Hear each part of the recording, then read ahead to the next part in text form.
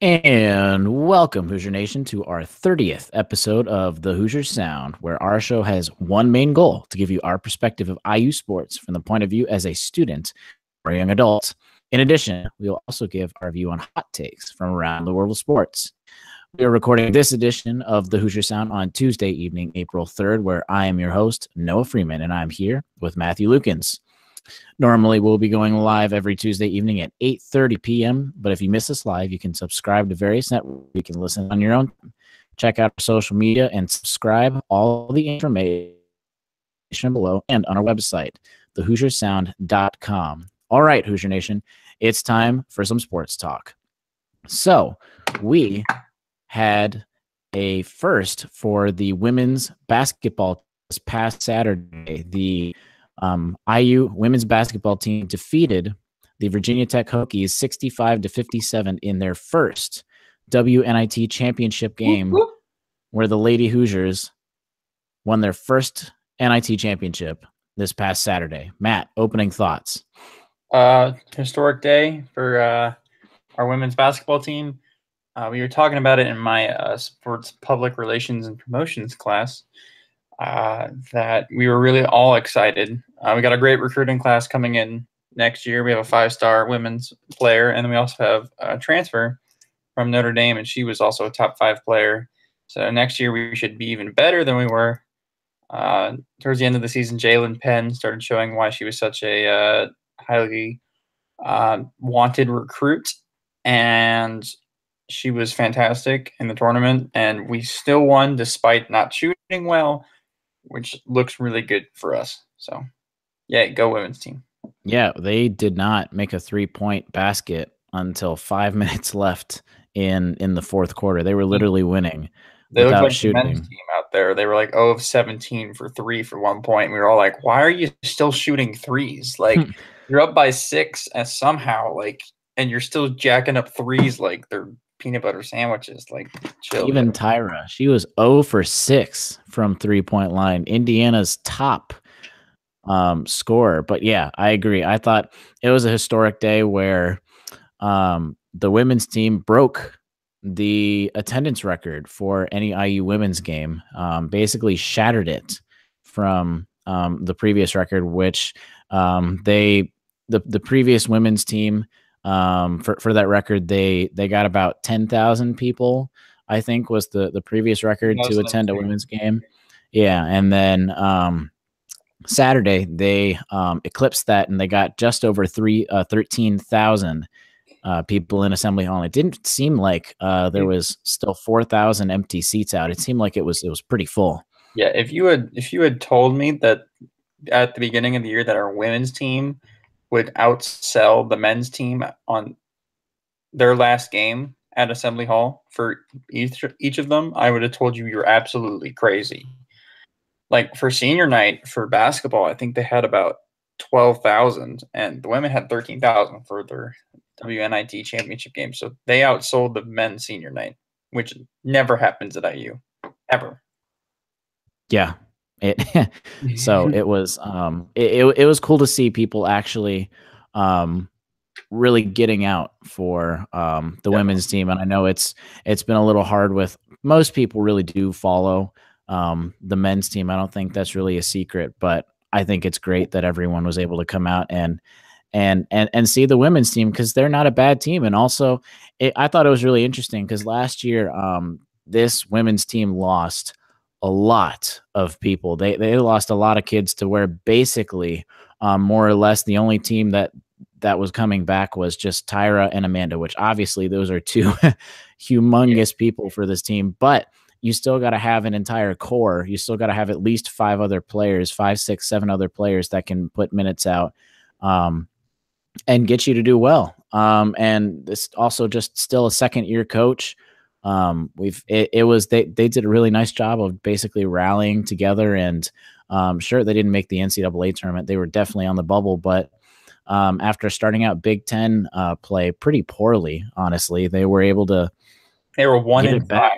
Yep, they were 1-5 in the Big Ten, and now they go to winning the NIT championship. Which honestly, I had this question: what do you think? Would you rather have, in hindsight now, would you rather make the NCAA tournament where it's basically a surefire loss, because the top 4 seeds are basically, it would be a surefire loss that you wouldn't even get to probably the Sweet 16, or go to the WNIT where you could win it all? NCAA tournament. Because of this one point. If you're going up to a recruit and you're talking to them and they ask you, what'd you do this season? And you say, oh, we won the WNIT. Great. And then the person next to you comes up to you, we went to the NCAA tournament. The recruit wants to go play in the tournament, but they went to the school to compete for national championships, not NIT championships.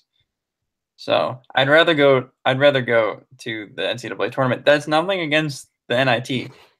And we had a bad off year. We had some of our best seniors. We sent them off in the right way. That's great, but this is just a building block for this program, and that's all this needs to be. Yeah, and I agree. They look promising for the next couple of years because, as you said, they lost everybody. Most of this team was freshmen or sophomores or transfers. Like, they were a young team. And we get some really good pieces in next year. And then if we get another recruiting class on top of that, that's how you build these programs. That's how UConn does it. They just good recruiting class, good recruiting class, good recruiting class, good recruiting class in a row. So I said recruiting, but recruiting class. You got what I'm saying.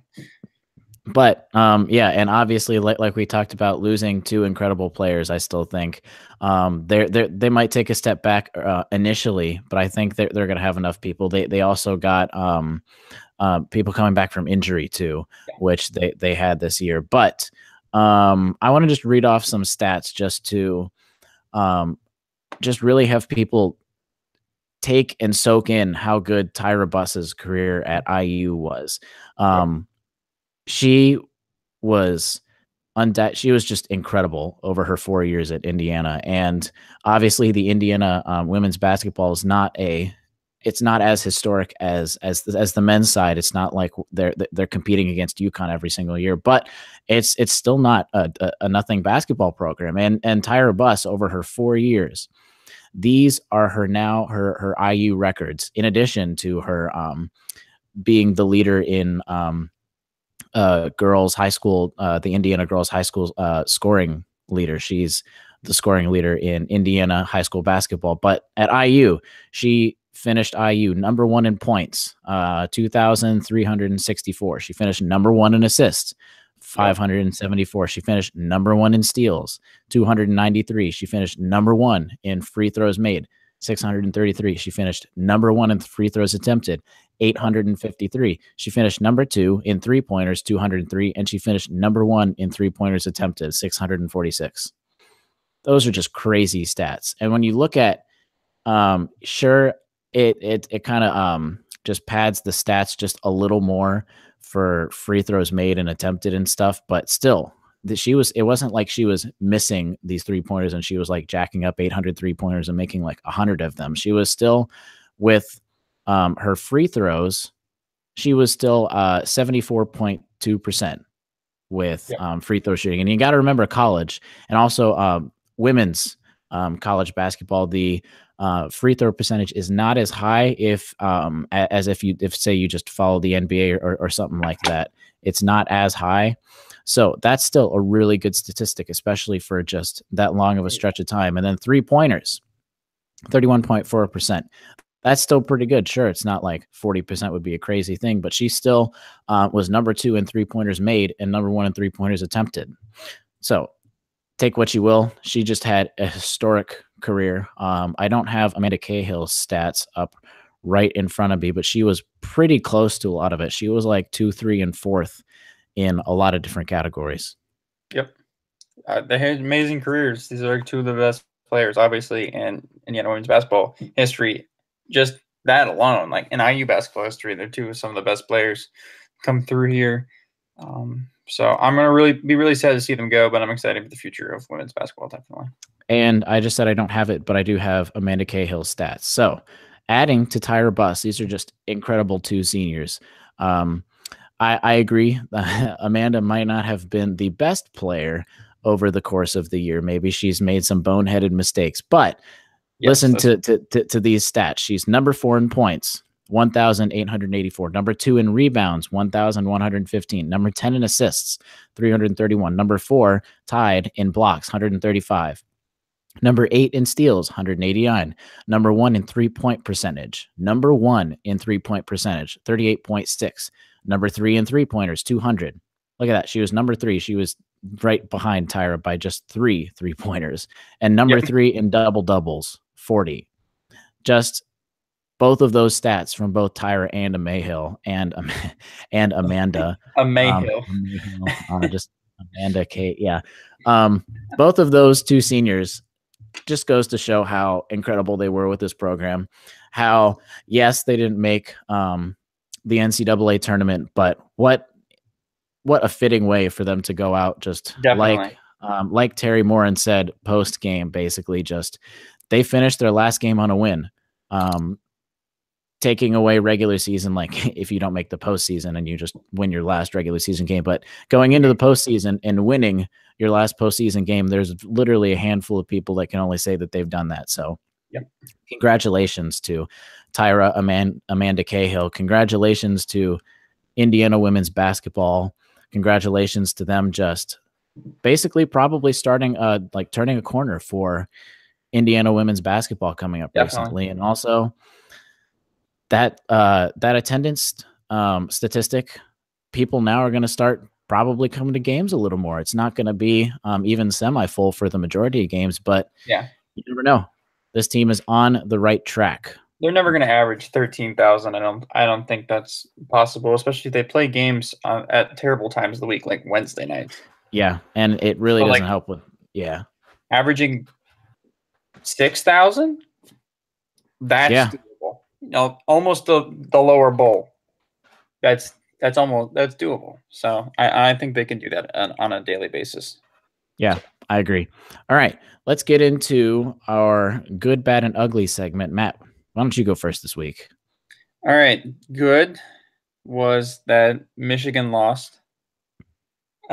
Yay. I mean, I get the whole go Big Ten crowd, right? Like we've had this drought, but let's be honest. Let's be honest with ourselves. If it's Michigan, Ohio State, Michigan State, or Purdue, are we actually happy that they won a national championship and they broke the 17-year drought the Big Ten hasn't won in so many years? No, I will not root for those teams. If it's Wisconsin and they've never won a national championship, I might let it slide. If it's Illinois, yeah, they stole our stadium names, but like, whatever. You know, Nebraska, woo, I'll be the biggest Cornhusker fan in the world. But Michigan, Ohio State, Michigan State, Purdue. I'm not as I don't even mind. I still wouldn't rather them win, but I'm not even opposed to Michigan State or Ohio State as much. It's just really Michigan and Purdue are just, oh man. Yes, I agree. I love just Twitter and everyone. I love how literally that was everyone tweeting. I know we're supposed to root for the Big Ten, but anyone that wasn't a Michigan fan in the Big Ten was just like, no, Michigan does not need to win. No. I get the whole camaraderie thing, but like, because then we're never going to live it down, right? They'd be like, we won the national championship, woo! And I'd be like, no, I'm not excited for you at all.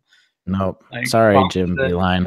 You do not, or the hand, whatever you want to see that as. Jim Beeline, I don't think you deserve a national championship just yet.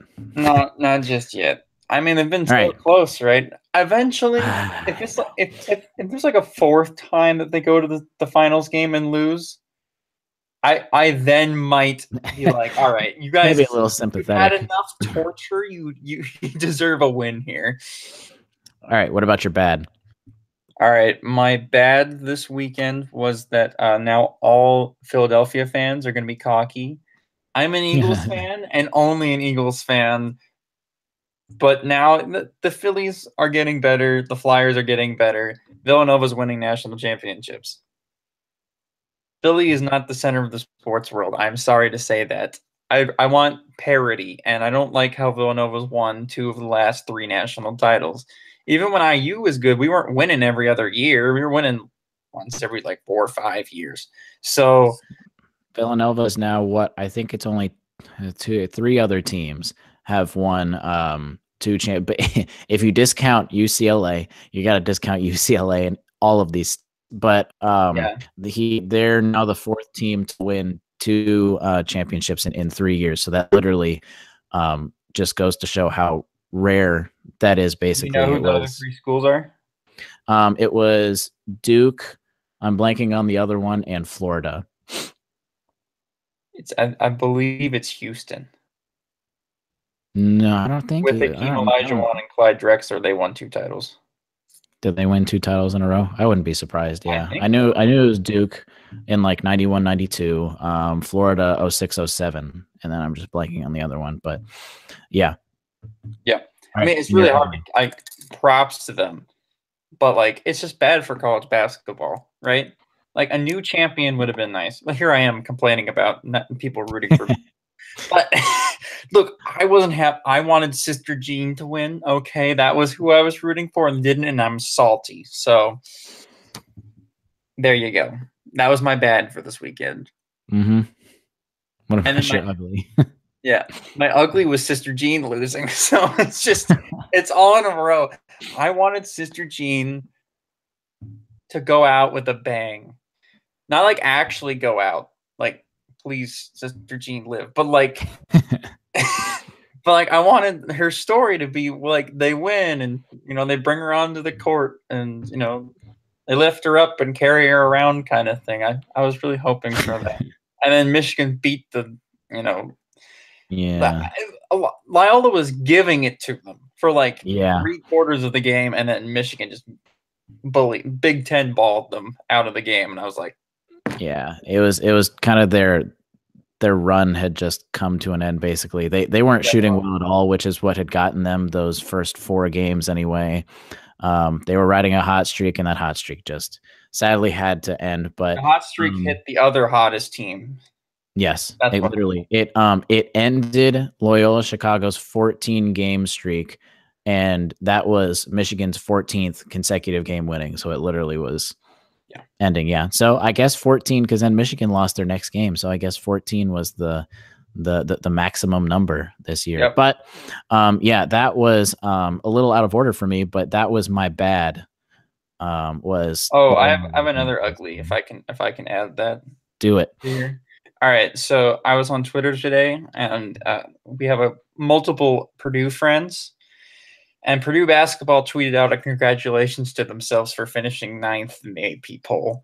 Like, I know we have like an opinion banner, but like, you guys are supposed to have like a once-in-generational team, and you're out there like, hey, look, we got 9th at the end. Like, congrats! Like, I think you're supposed to like only congratulate yourself if you get one, and then be like, hey, we finished 9th in the poll. Good job. Not congratulations. Like, I think it's like you win. I could see giving props to yourself, like if you got to the title game, like if Loyola definitely got some like that kind of stuff. But you lose in the Sweet 16 to Texas Tech, and you're like, we finished 9th. That's fun. Wow, good job. That just goes to show how non-historic Purdue basketball is, and even though they've had our number the past couple of years, IU is trending upward, Purdue is trending downward, and that's all that matters. Right. Just put this in perspective, they won 1 more game than UMBC did, and they're congratulating themselves. So, all right, my good. Oh man, after all this talk, I forgot what my good was. But I think it was something along the lines of oh no, it was it was IU women's winning. That was an easy one, just because we talked about that already. Bad, I already said it was Loyola Chicago losing, just because everyone was always like, all the complainers and the haters were like, oh, you always want to see these blue bloods actually win. You like the Cinderella story. It's all the way up to the end. It's like, no, everyone was rooting for Loyola Chicago to win. I also wanted to finally see an 11 seed not lose in the Final Four. It's happened 3 times prior, and they lost in the Final Four. But then my ugly was sadly, shoot, man, you are making me forget all my uglies and stuff. It was Kansas losing by a lot on Saturday. That was, I don't think anyone was I think everyone expected Villanova to win. I don't think everyone expected Villanova to stomp on them literally from the opening minute. Huh? What the game reminded me of?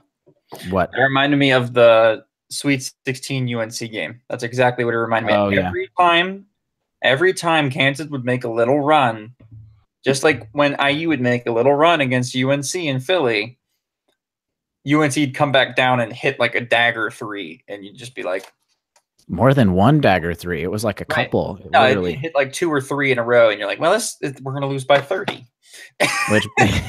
which both you and I were at that game, and it was, oh man, I think that was the hardest game I've ever had to sit at or see anything.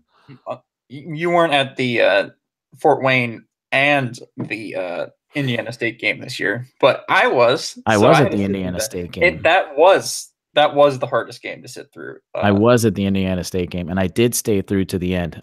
We did stay all the way to the very end, even though it was heartbreaking and really hard. Ooh, like those 3 games, like up there, but like even with the UNC one, like I knew it was over by the end of like the third, like with 10 minutes left in the game, like we can't come back. And UNC that year was like a 34% 3-point shooting team, and they shot like 60% from threes that night. It was like, I think it was even better than that. Yeah. All right. Let's dial it back in. We are very random tonight. That's okay. I guess it happens every once in a while. All right. Our second topic after finishing the NIT, like 10 minutes ago, was obviously there was a game last night. Again, IU wasn't in there, but it doesn't mean we can't really talk about it. And I thought it would be good to talk about Villanova and Michigan and those teams getting into the championship and what IU can basically not emulate, but kind of like topics and specific things about both these teams that IU should start to go after so they can basically get into back into the championship sooner rather than later, since this is an IU-centered podcast. So let's just start out quickly with your thoughts on the game last night. Well, my thoughts on the game last night, I thought Villanova played excellent. I think they played like they played all year, with the exception for the couple games that they lost. Every time they lost, they didn't shoot the ball well, and they didn't have somebody was their breakout scorer. They don't have like a main scorer on the team. They have a star in Jalen Brunson. They have a prospect in Mikal Bridges, but everybody else, they just, if they get the ball, they try to score with it. Like that's how Villanova basketball works. You pass it around, get the best shot you can, shoot.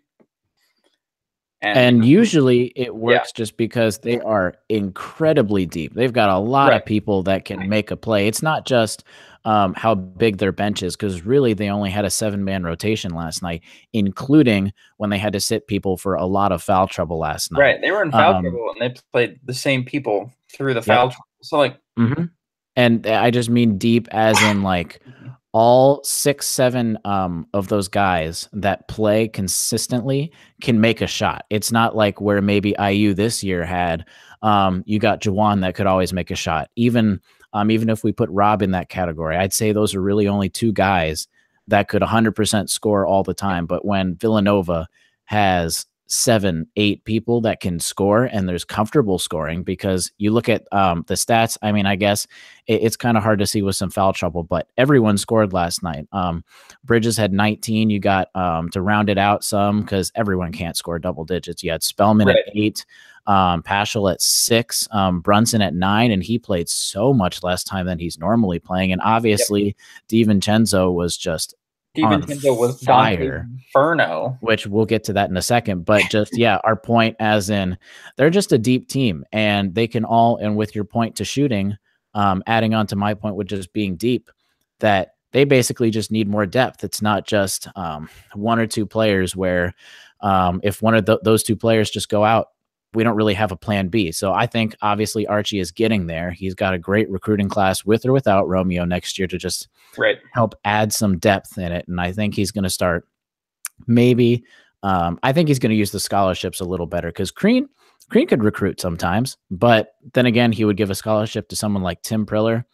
And I got to say this, Tim Priller, as much as everyone likes him, he was the biggest waste of a scholarship that IU has seen in a while. He didn't get better from start to finish.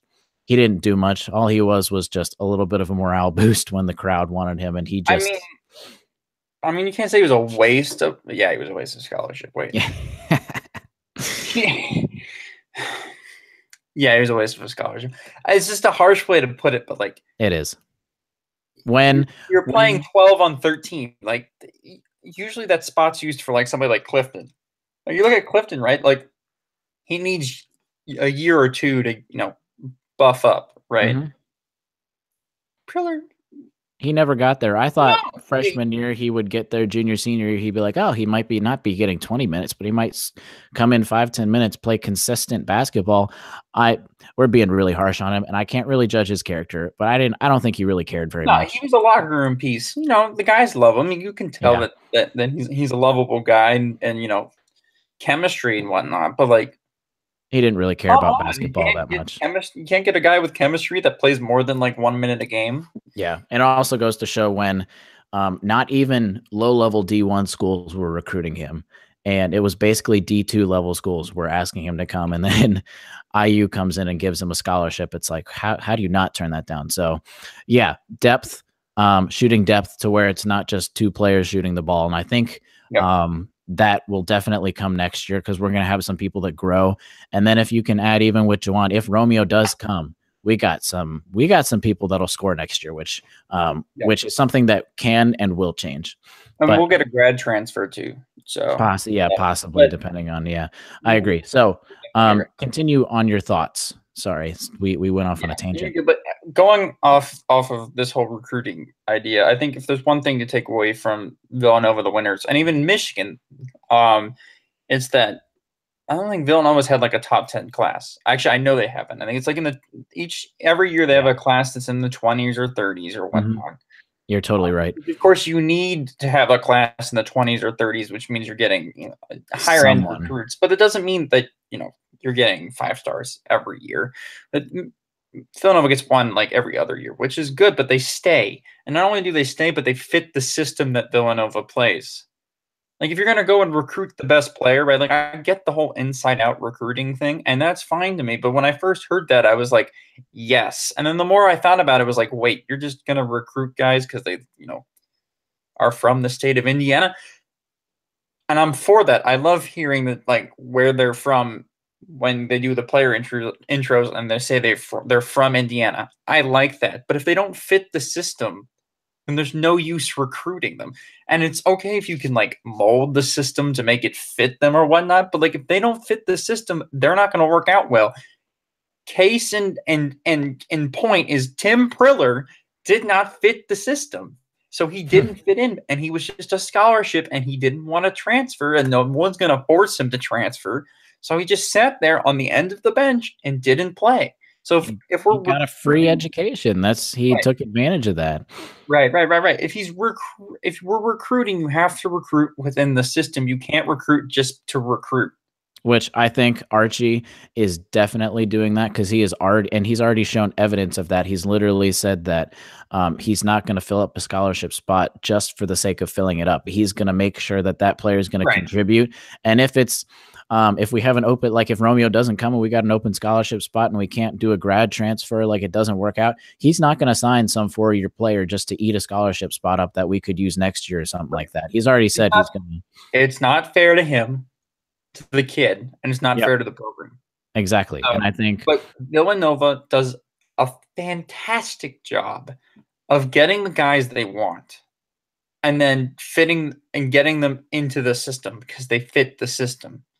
Which I think obviously it's very early. We've had one recruiting class, but I think it's already evident that that's what Archie usually does. Even at Dayton, he never got top talent recruiting, but he always went to the tournament. He made it to the Sweet 16 a couple times, and that's just evident on recruiting guys that maybe aren't a 5-star prospect every single time. They're not going to Duke or Kentucky every year, but they're guys that are going to fit the system. and it's going to work because Jay Wright runs a different, without going into details, he runs a different system than most programs, but he makes it work because he gets everyone to buy into their system. And so far, the evidence we've seen in Archie is that there's nothing to say anything different with Archie, but that's something that's going to take time. And I mean, I'm not saying that Tom Crean didn't do that, but I don't think he was consistent enough at doing that. I agree. In Priller, in case, you can name off every other transfer that transferred if they didn't transfer for running over people with a car. This past year we had 2. Right, exactly. Like, so I hope that Archie fixes this problem, because you look around in the country and we're not the only program that has this problem. Purdue has this problem sometimes. Michigan has this problem. But even with Michigan's case, Michigan recruits players that fit their system. They're not going to get a top 10 recruiting class every year because not every top 25 guy fits your system, right? Mm-hmm. A Robert Finney might be better than a Darius Garland for your system. And you want to get the, Robert Finney's that are going to stay there for longer and fit your system for longer and going to have experience, because in the end, those 3 or 4 year players are better than 5 stars in the end. Dante DiVincenzo is a perfect example of that. He was I don't remember the specific, but he was like 134. Yeah, I was going to say 130 or something. Recruit. 134th. Robert Finney's 123. 25th. Well, 23, 25th, yeah. 24/7's composite, which changes all the time. I think Rob's up to like 108.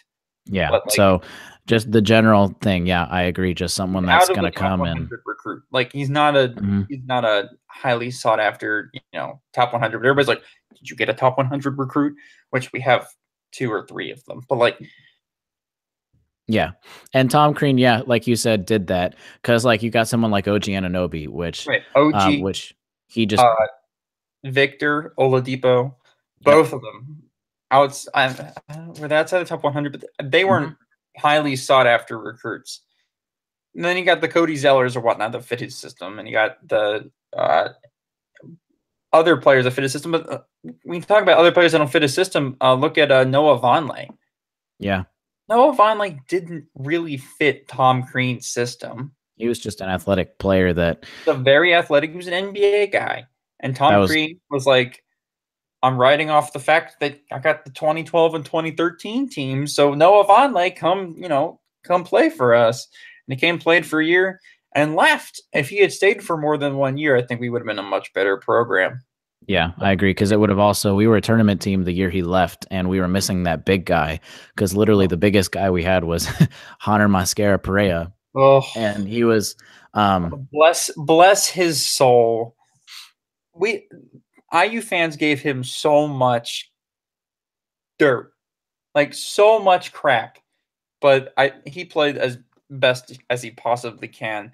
And looking back on it now too, it's partially the systems, Tom Crean's defensive system problem that was the problem. So that it's just not good for big guys. Like Thomas Bryant would have been much better if he had gone to any other school, but he came to IU and just putting him out on the 3-point line. And whenever I get that he wants to do that, but like at the same time, you gotta look at him and go, you're not Karl Anthony Towns. Don't be Karl Anthony Towns. Without going too much into the past, Hunter Mascara Perea, he just was a guy that was supposed to play the 4 position, and because of lack of depth, he had to play the 5 and couldn't. And then he was also a dummy off the court. But another point I wanted to talk about that both Michigan and Villanova possess, that we talked about depth, but I also think you've got to have a player, a 4-year kind of player that we talked about, but that's a leader on the team and a standout player. You got Mo Wagner on Michigan, who's a great player, could have gone to the NBA last year, stayed. He's an experienced star that whenever Michigan needed some buckets, you could go to him. You had obviously the player of the entire nation, the AP player of the year in Villanova with Jalen Brunson and stuff like. So you've got star players, at least one on both teams that's able to carry it. Because that's where you saw when IU was successful just recently, was they went to the tournament when Yogi Ferrell was there. So I think IU needs that kind of player, even if it's just one, even if it's Juwan Morgan, even just next year. They need that kind of star player that's going to do something whenever they need it. And they talked about, I heard this clip, I don't remember where I heard it from, but you need a player that apparently during I don't think it was the Kansas game. I think it was, I don't know. It was one of the Elite Eight or Sweet 16 games where Villanova was having a little bit of trouble. And apparently on the sideline, Jay Wright was getting very upset with the team, and Jalen Brunson just calmly said, "Coach, give me the ball. I got it." He made a few quick baskets. Everything turned around, and it was just literally him even telling his coach, it's okay. I got you. I can do this.